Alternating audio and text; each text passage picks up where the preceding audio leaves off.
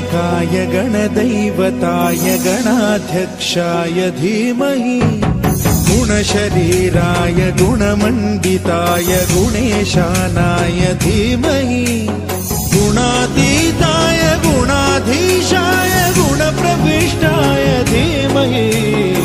एकदन्ताय वक्रतुण्डाय गौरीतनयाय धीमहि गजेशानाय भालचन्द्राय श्रीगणेशाय धीमहि एकदन्ताय वक्रतुण्डाय गौरीतनयाय धीमहि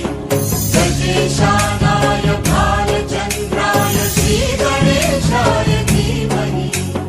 गानचतुराय गानप्राणाय गानान्तरात्मने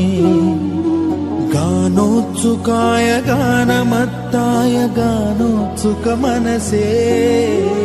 गुरुपूजिताय गुरुदैवताय गुरुकुलस्थायिने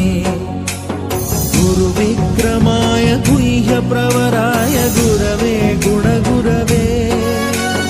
गुरुदैत्यकलक्षेत्रे गुरुधर्मसदाराध्याय गुरुपुत्र परित्रात्रे गुरुपाखण्डखण्डकाय गीतसाराय गीततत्त्वाय गीतगोत्राय धीमहि गूढगुल्फाय गन्धमत्ताय गोजयप्रदाय धीमहि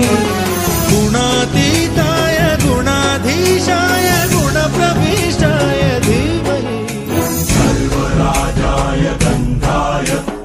सर्वगानश्रवणप्रणयिने गुणवते गणपतये एकदन्ताय वक्रतुण्डाय गौरीतनयाय धीमहि गजेशानाय भालचन्द्राय श्रीगणेशाय धीमहि एकदन्ताय वक्रतुण्डाय गौरीतनयाय धीमहि गजेशानाय भालचन्द्राय श्रीगणेशाय धीमहि